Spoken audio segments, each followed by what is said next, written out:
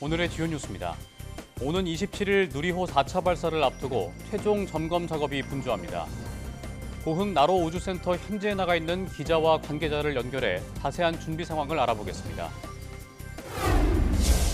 다목적 실용위성 아리랑 7호가 우리 시각으로 다음 달 1일 새벽 남미 프랑스령 기아나 우주센터에서 발사될 예정입니다.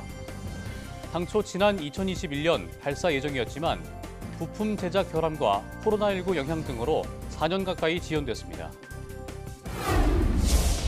과학기술과 인공지능 정책을 총괄 조정하는 과학기술 관계장관 회의가 4년 만에 열렸습니다.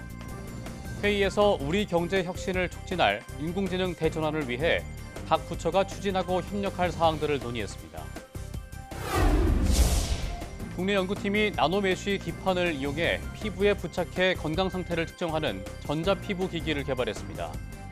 반도체 공정에서 사용하는 전사 기술을 적용해 고해상도 패턴을 가진 전자회로를 안정적으로 구현하는 데 성공했습니다.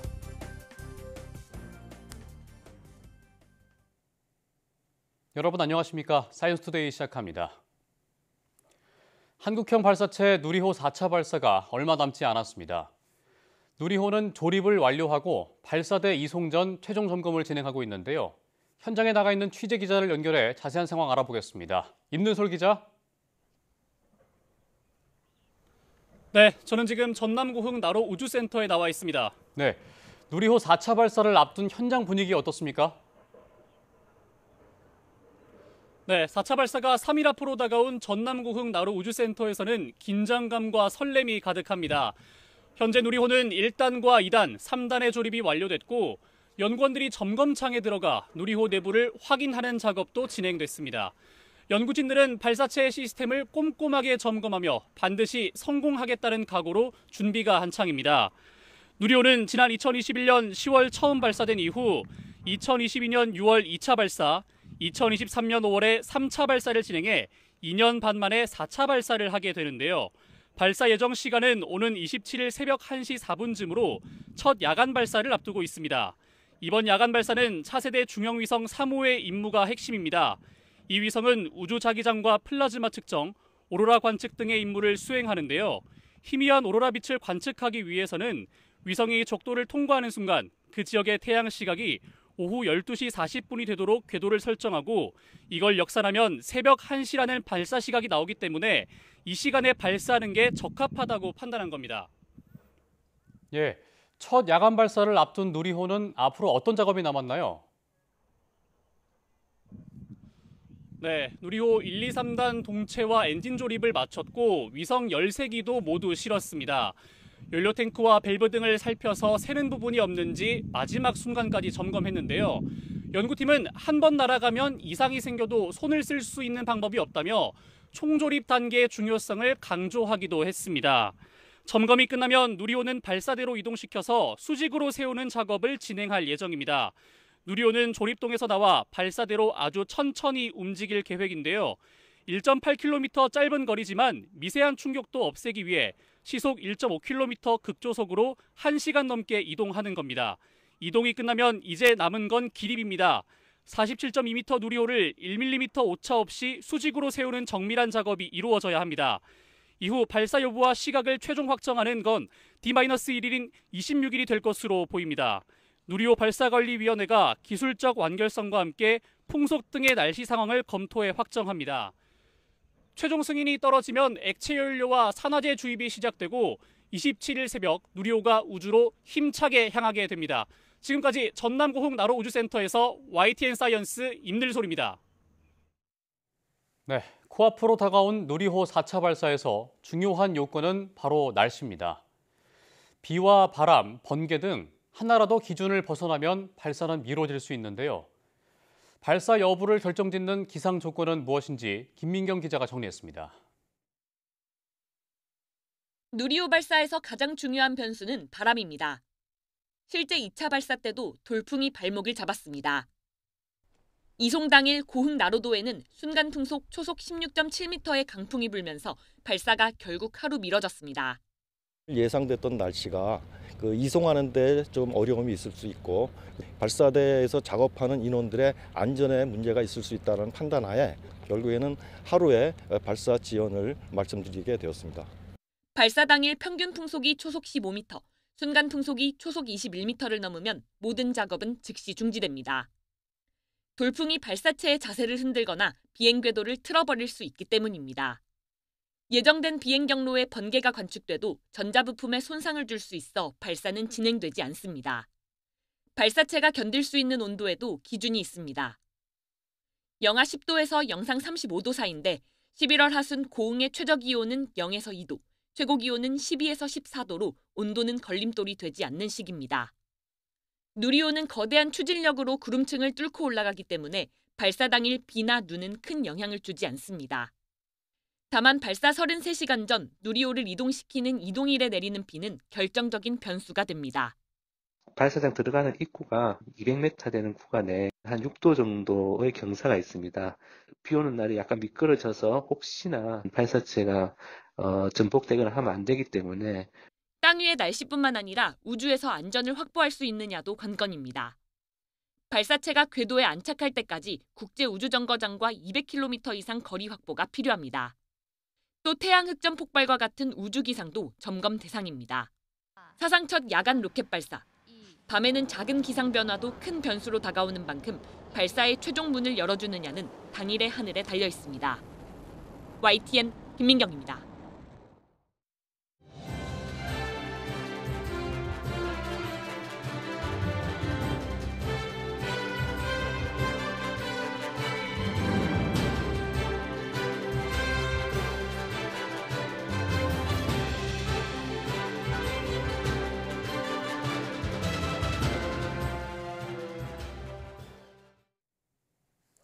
그러면 현지 기상과 발사 준비 상황은 어떤지 고흥 나로 우주센터 연결해 자세한 이야기 들어보겠습니다. 박순영 우주항공청 재사용 발사체 프로그램장 전화로 연결돼 있습니다. 안녕하십니까? 네, 안녕하십니까. 예. 우주항공청 박순영이라고 합니다. 예, 누리호가 기체 조립을 완료하고 최종 점검 단계에 들어섰는데요. 현재 발사 준비 상황은 어떻고 최종 점검은 어떤 것들을 살펴보나요?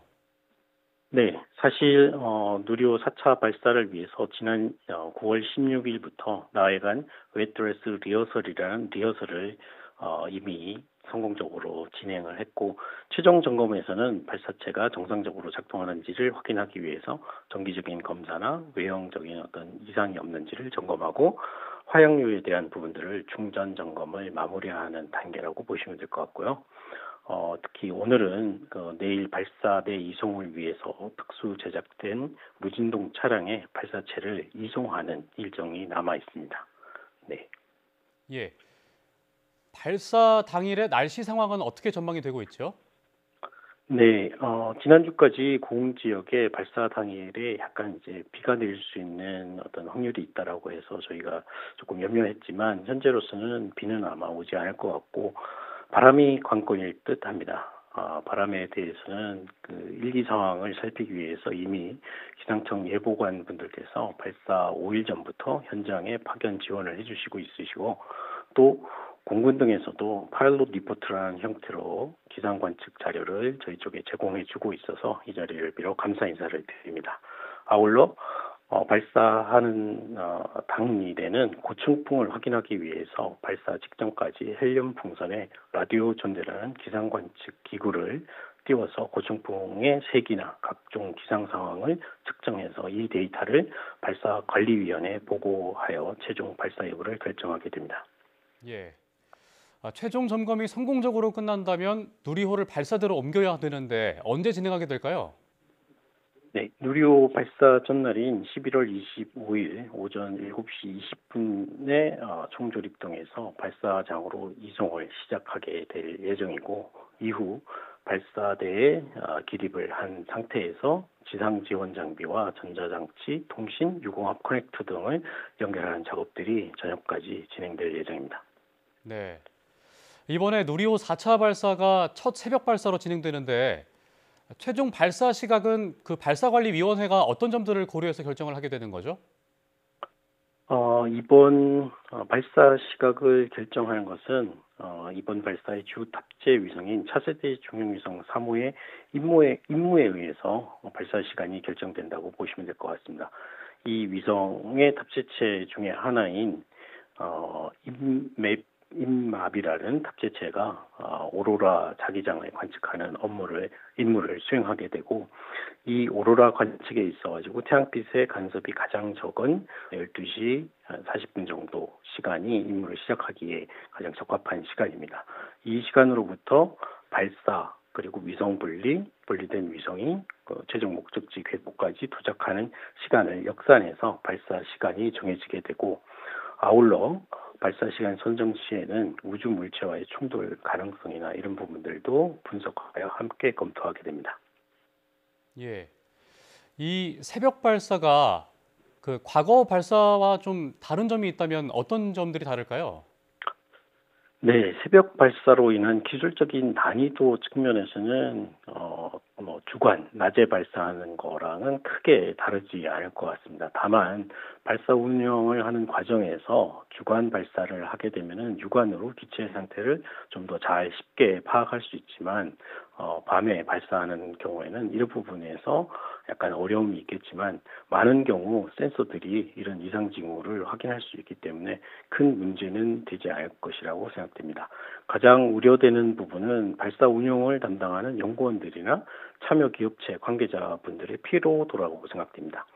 이런 우려 때문에 발사 당일 오전까지 필수 인원을 제외하고는 어느 정도 휴식을 취하시고, 그리고 오후부터 발사 준비 작업을 시작하는 것으로 되어 있습니다.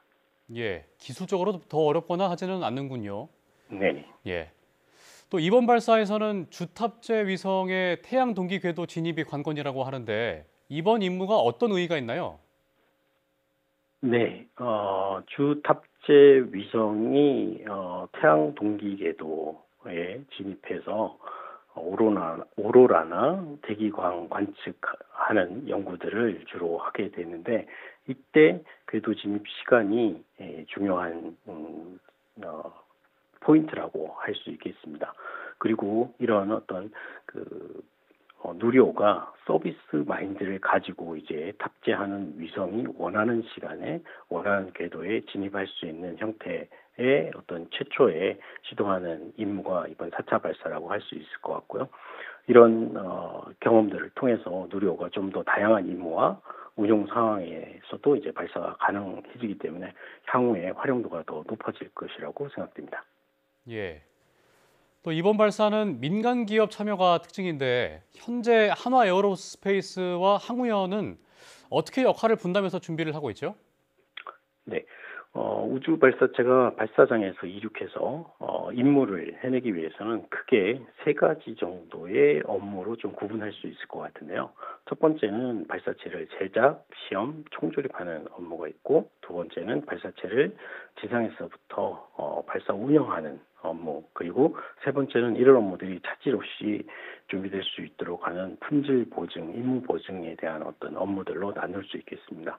이번 4차 발사에서 체계 종합 기업인 한화 에어로스페이스는 발사체를 제작, 총조립하는 측면에서 이 발사체 개발에 참여하는 기업들을 관리하고, 또 단조립, 전체 발사체 조립까지 함께 참여해서 전 과정을 주관하는 첫 번째 발사라고 할 수 있겠습니다. 아울러 품질 보증에 대해서도 항우연과 함께 주도적으로 업무를 수행한 것으로 알고 있습니다. 아울러 발사 운용 측면에서는 항우연이 주관하고 체계 종합 기업이 참여하는 형태로 이번 발사는 진행될 예정입니다. 항우연 인력의 경우 기존에 이제 발사체 개발과 운용 경험을 기반으로 이번 발사의 총괄적인 리딩을 담당해주고 있으신데, 그것뿐만 아니라 체계 종합의 기술 전수를 또 해야 하는 두 가지 업무를 함께 수행하는 과정이 있어서 아무래도 조금 더 바쁘셨겠지만, 또 다른 우주 개발의 한 챕터를 시작하는 시점으로 아마 감회가 남달랐을 것으로 보입니다. 그렇군요. 그리고 또 궁금한 게 발사의 성공에 가장 결정적인 분기점이 언제인지가 궁금하고, 또 그 순간에 전문가분들은 어떤 것들을 좀 주시를 하시는지가 궁금합니다.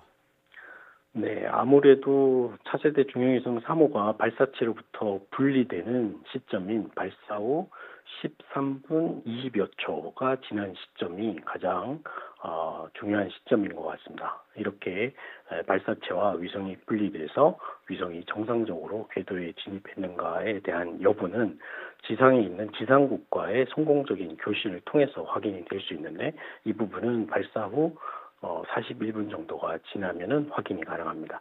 지상의 남극 세종기지 지상국에서 최초 수신을 할 예정이며, 이때 태양 전지판 전개 등이 잘 되었는가를 확인할 수 있을 것 같습니다. 예.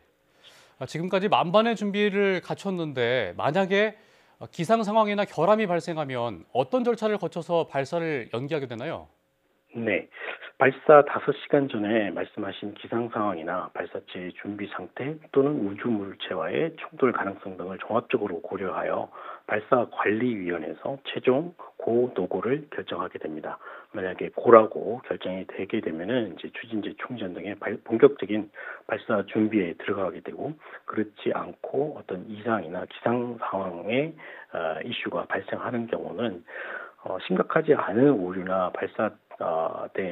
발사대 현장에서 수정할 수 있는 부분들에 대한 이슈인 경우는 발사 예비일이기 때문에 하루 이틀 정도 미뤄서 발사가 재개될 가능성이 크고, 그렇지 않고 다시 발사대로 좀 가져와서 수리를 해야 되는 상황이 생기면은 발사대에서 내려와 발사 조립동으로 총조립동으로 이송하여 다시 발사를 준비하게 됩니다. 참고로 우리나라 연구진들이 개발에 참여해서 올 초에 스페이스X의 팔콘 9에 실려 발사하려고 했던 우주 만원경 스피어X의 경우도 스페이스X의 로켓 부품 문제나 기상 악화, 그리고 다른 발사체와의 발사 시간 간섭 이런 것 때문에 총 7번을 연기를 한 사례가 있습니다. 결국 3월 12일 정상 발사해서 성공적으로 지금 운영 중인데, 이 발사라는 상황 자체가 여러 가지 변수에 의해서 조금 발사 시간이나 일정이 조정될 수 있는 여지는 항상 있는 것으로 이해해 주시면 좋을 것 같습니다. 예, 알겠습니다. 지금까지 박순영 우주항공청 재사용 발사체 프로그램장과 함께했습니다. 오늘 말씀 고맙습니다. 네, 감사합니다.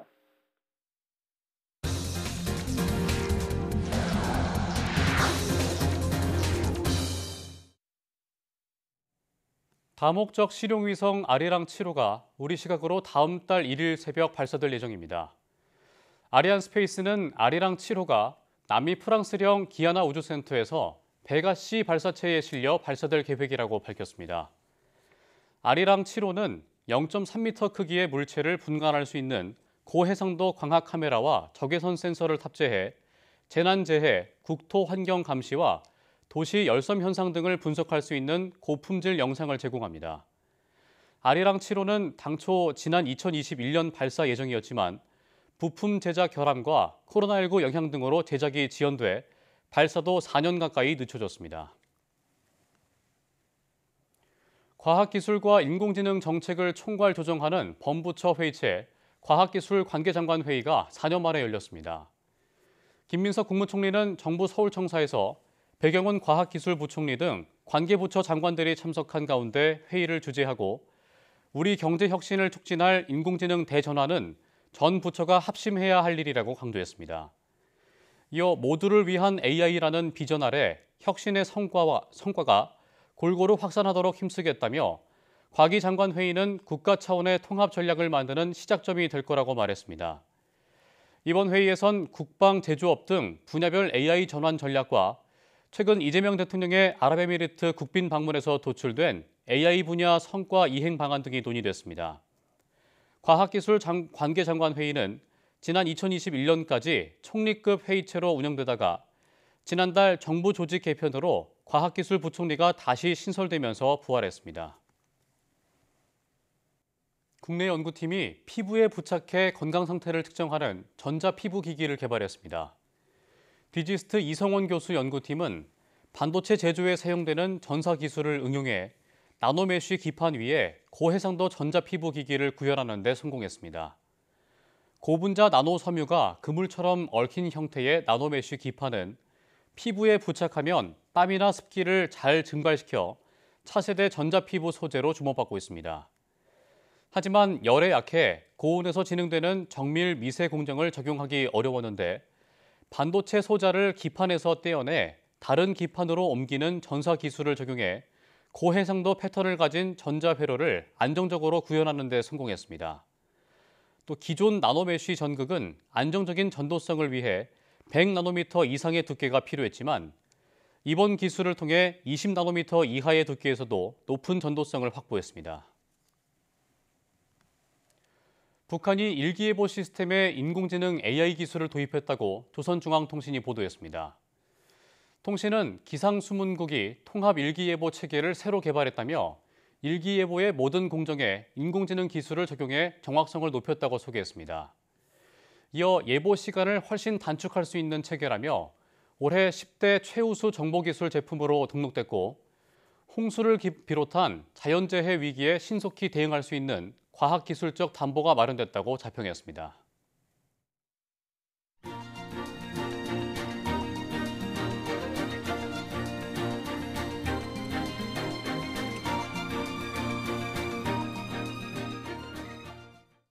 이상으로 사이언스 투데이 마칩니다. 함께해 주신 여러분 고맙습니다.